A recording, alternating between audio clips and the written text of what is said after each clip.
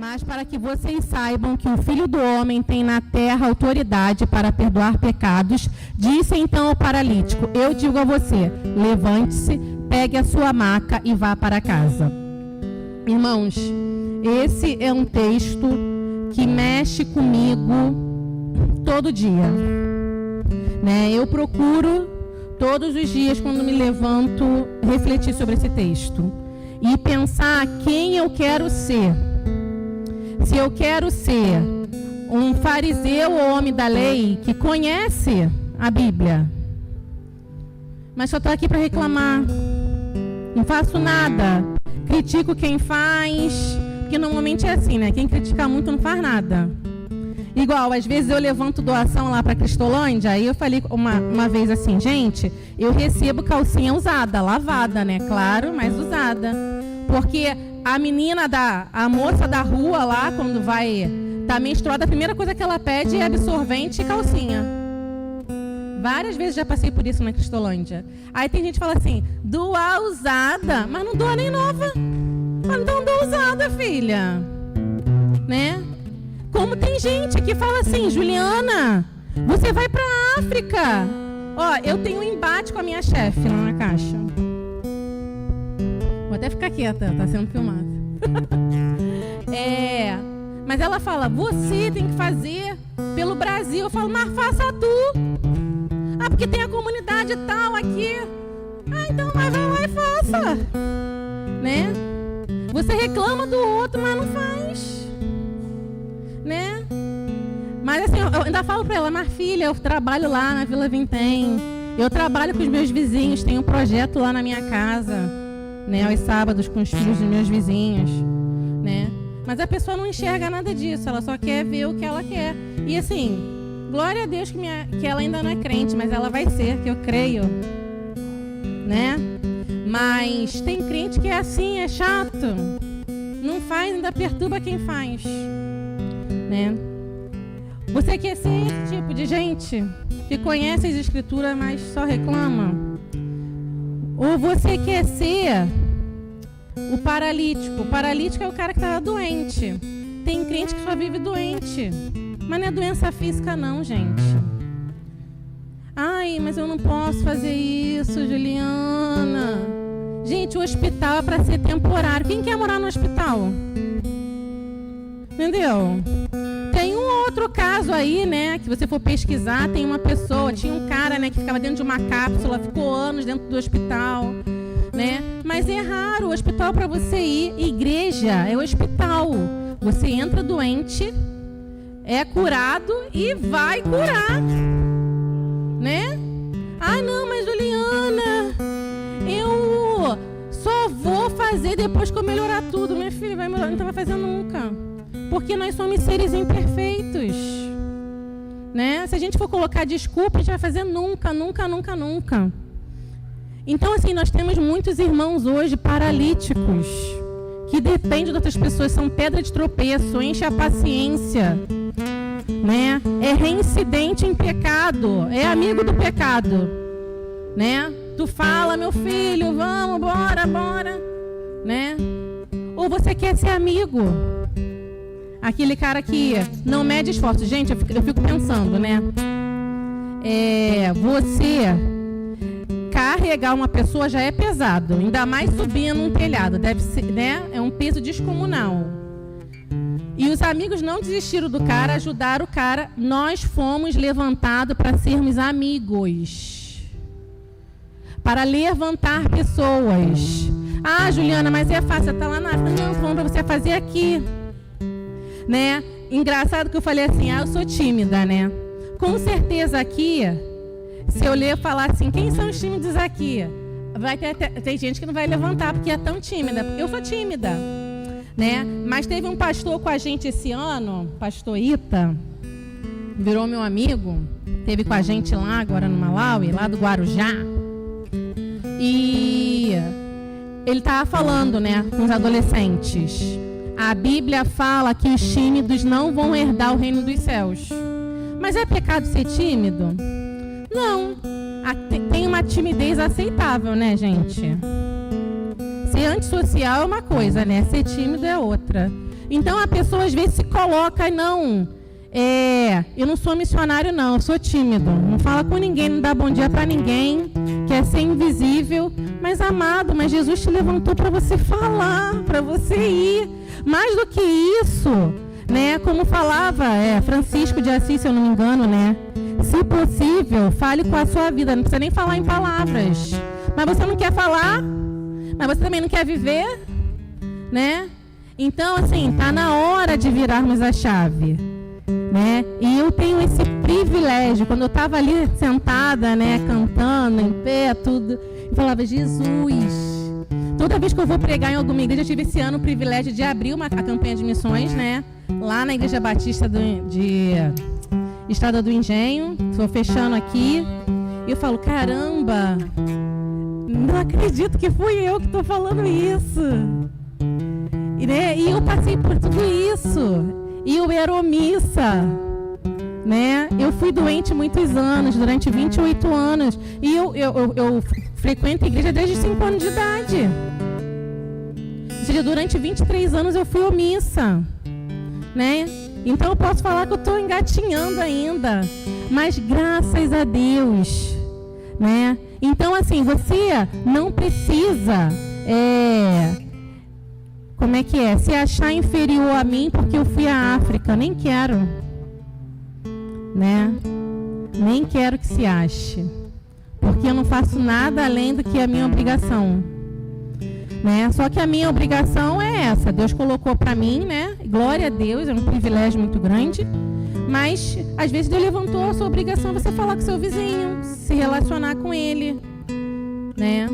Nós temos hoje um monte de gente que acha que conhece Jesus, passa 60, 70, 80 anos e vai para o inferno. Porque não se relaciona com Jesus. E se você se relaciona, você tem essa responsabilidade. Então não queira sair daqui hoje, né? Se você é omisso, continuando sendo omisso. Amanhã, quando você chegar no seu trabalho, as pessoas precisam saber que você não precisa colocar uma faixa, chegar com uma camisa, eu sou de Jesus, eu sou cristão. Mas nas suas ações, né? A forma que você lida. Se você é o nervosinho, baixa a bola, né? Eu sou sanguínea colérico, gente, porque eu sou 34% sanguíneo e 33% colérico. Imagina. A natureza adâmica briga. Mas eu tenho que baixar a bola, cara, porque eu sou crente. Né? Ou eu levo o evangelho ou eu estrago tudo. Ou eu tô para aproximar pessoas de Jesus ou eu estou para afastar, né?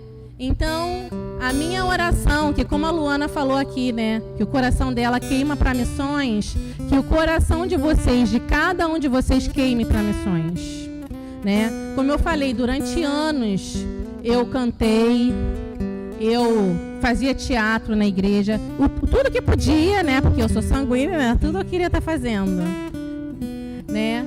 Mas eu fui omissa. Então que você não seja omisso. Não tem como você sair daqui hoje, se você ouviu o que eu falei, né, falar que você não sabe, né? E vocês então, vocês que são adolescentes, vocês que são jovens, gente, a vida passa rápido. Eu tinha 18 anos ontem, eu tô com 40 hoje, vou fazer 41 em julho, né? Então, gaste a vida de vocês com o melhor, com a melhor parte, né? Gaste para Jesus, vale muito a pena, né? Vocês poderão, né? Quantas pessoas vendo vocês adolescentes, jovens, vão... hoje tá todo mundo tudo errado, gente. A gente precisa ir na contramão do mundo, né? E mais uma vez eu quero agradecer o privilégio de estar aqui. O privilégio, Senhor, obrigada. Eu não mereço, né? Mas por ter vivido tudo isso. A minha história de vida não é fácil. Mas também, gente, eu precisei passar por tudo isso. Deixa eu contar um segredo aqui para vocês. Eu, durante muitos anos na igreja, eu era aquela mais certinha, né? A que ajudava todo mundo, a que sempre era proativa, eu até brinco, né?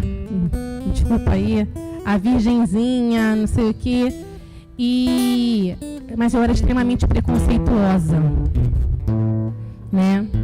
Eu tenho 40 anos, às vezes a pessoa fala assim, mas você nunca casou? Casei, sou divorciada há 12 anos. 12 não, peraí, até esqueço. Eu nem sei por que eu tô falando isso aqui. Mas com certeza, né, tem um objetivo. Eu me divorciei em ano 2012. Vai fazer agora em maio de 13 anos. Mas eu era extremamente preconceituosa com divorciados. Né? Qualquer pessoa que era divorciada e que falava que ia casar, eu falava assim, gente, que vergonha. A pessoa falava que amava o outro ontem, já está amando o outro. Como pode isso? Era a Bíblia segundo Juliana Martins dos Santos. Tinha que ser do jeito que eu queria. Muitas vezes eu não externava. Eu pensava, eu julgava. Né? Na frente da pessoa, eu passava e falava, meu Deus, cara de pau, né? E aí, o que aconteceu? Casei com 22 anos. Foi quando eu fui lá para a igreja de Ramos, né? Tive um casamento extremamente mal sucedido, né? Não fui perfeita, claro, né? Para chegar num divórcio, porque eu sou sanguíneo colérico, né? Então, eu sou às vezes cirúrgica, né? E meu ex-marido tinha um problema muito sério com mentira, com traição, ele me batia. Mas não tô aqui para falar dele, tô para falar de mim. Hoje, graças a Deus, ele está bem, está casado, está vivendo a vida dele. Glória a Deus por isso. Né? Ele era da igreja, tinha um problema muito sério com pornografia também. Né? E, infelizmente, são assuntos que não são mais tratados. Precisa tratar. Trate, pastor, se tiver. Né? Precisam ser tratados esses assuntos. E o que aconteceu? Quando eu me vi numa situação de divórcio... Porque chegou uma hora que quem queria divorciar era eu, porque eu não aguentava mais, eu estava ficando doente. Primeiro que eu morria de medo dele me arrebentar de novo, né? Porque eu ficava de olho roxo, braço roxo, né? E um dia quando ele falou assim, sai de casa, eu falava assim, gente, eu não estou acreditando que ele está deixando eu ir embora. Porque eu já tinha pedido a Deus a morte. Muitas vezes eu pedi a Deus a morte. Falava, porque eu não podia divorciar. Não estou aqui pregando divórcio, gente. Né? Eu tenho vários amigos que eu falo, lute pelo seu casamento. Não desista. Né? Só que eu já estava num estado, já estava doente. Eu pedia a Deus a morte todo dia, todo dia. Né? Mas eu falava assim, se eu divorciar, como é que eu vou amanhã, eu dou aula para as crianças? Como é que a igreja vai me aceitar? Como é que minha mãe vai me ver? Como é que as pessoas vão me olhar? Deus não vai me aceitar mais. Até o dia, né, que a gente... eu orei ao Senhor, eu lembro, uma sexta-feira, falei, Senhor, me leva. Ou faz alguma coisa. Eu não aguento mais viver. E no dia seguinte, ele pediu para eu sair de casa. Né? E eu tô aqui viva. Restaurada. Na mesa, como diz lá a música. Né? O Senhor restaurou os meus sonhos. O Senhor virou a chave. Mas talvez eu não estivesse aqui hoje se eu não tivesse passado por tudo isso. Como eu falei, eu era muito preconceituosa. Hoje eu atuo com missões transculturais. Eu não posso chegar lá e ser preconceituosa, gente. Eu não posso falar de Jesus para o meu amigo que às vezes está fazendo alguma coisa que é errado segundo a Bíblia e ser preconceituosa. Então eu precisei passar por tudo isso para o Senhor falar, quem manda sou eu. Não é você não, dona Juliana. Sossega o seu facho. Coloca o seu rabinho entre as pernas e vá fazer o que eu estou mandando. Então, glórias a Deus. Que eu precisei passar por tudo isso para hoje enxergar um evangelho, né? Onde é um evangelho que o Senhor cuida de todas as pessoas. Né? E não olhar de forma preconceituosa. Né? Então, eu não sei porque que eu estou falando isso aqui, não sei se encaixa na vida de alguém. Eu não sou de falar isso, né? Mas Deus sabe tudo. Então, se você passou por uma situação parecida com essa, você tem valor e você é útil, né? Deixa Deus te usar, né? E outra coisa também que eu tenho comentado com as pessoas. Deus me deu o campo missionário na África, né? E do meu trabalho, claro, né? Eu não posso passar lá quase 7 horas por dia, né? Meus vizinhos, tudo. Mas hoje tem um monte de campo missionário, gente. Ó, eu amo animais. Tenho 12 gatos. Para chegar a essa quantidade, não sei como é que até hoje eu não entendo, né? Mas uma luta, né? Cuido de mais de 30. E um campo missionário são pessoas que hoje não entendem mais o ser humano como ser humano. Querem colocar os animais como prioridade. E aí, quando eu chego lá, né, estou falando com outras cuidadoras, protetoras, eu falo assim, olha, mas eu tenho 12 gatos e uma cachorra, mas eu creio que o ser humano tem jeito. Ué, tem, você também. Mas Juliana, mas eu já sofri muito, eu também, filho. Então, assim, Deus tem me dado esse campo missionário, mas eu precisei ter essa quantidade de animais, né? Poderia ser um pouco menos, mas eu quero que todos vivam, Deus, por favor. Eu amo meus animais, né? Então, assim, tem um monte de campo missionário. Então, peça ao Senhor para te mostrar aquele campo missionário que Deus pode te usar. Porque às vezes está aqui na ponta do seu nariz e você não está enxergando. Tá bom? Eu quero, vou terminar, agora sim. Vou orar. Posso orar por vocês? Senhor Deus, gratidão, Pai, pelo privilégio de falar um pouquinho da minha experiência, do que o Senhor tem feito no Malau e Moçambique. Obrigada, Deus, por esse privilégio. Obrigado por estar aqui na tua casa. Senhor, como eu fico feliz, né? Todo o tempo que eu passei aqui hoje, eu vi que eles são pautados na tua palavra. Tudo tem uma explicação que está na tua palavra. Obrigada por isso. Que o Senhor levante mais igrejas, né? Onde o evangelho seja pregado de acordo com o que o Senhor fez, com o que o Senhor quer.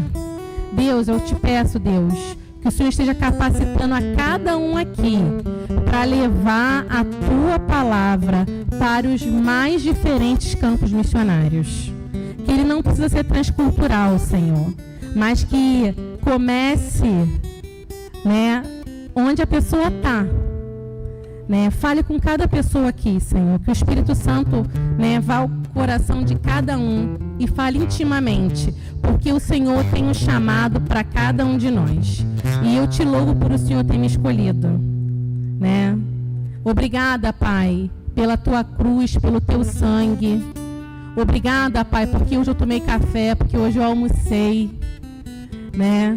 Senhor, seja com os nossos irmãos africanos, Deus, que o Senhor esteja se estabelecendo em toda a África, Ásia, várias nações, Deus.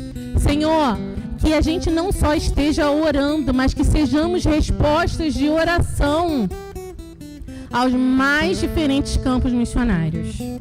Né? Ser com essa igreja, né? Ser com o pastor aqui, ser com os líderes aqui, ser com a juventude, com os adolescentes, crianças, Senhor, com cada irmão que atua aqui, né? Que o Senhor se faça presente na vida de cada um e que eles saiam daqui com o Senhor, né? Estampado no peito, que eles venham ser diferencial aonde quer que eles pisarem os pés deles, né? É isso que eu te oro e te peço, meu Senhor, em nome de Jesus, amém.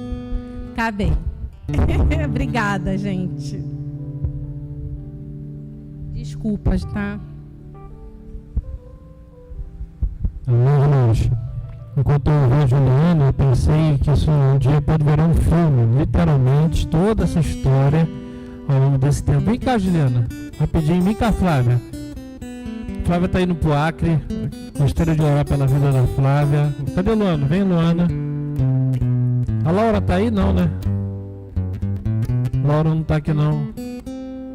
A irmã Flávia tá indo pro Acre agora dia 7. Eu não sei se tem a arte aqui, né, mas a gente tem colocado nos grupos. Nós vamos orar pela vida dela e também abençoando. Ela tá indo agora dia 7 de maio pro Acre, vai passar um tempo lá numa missão, numa viagem missionária.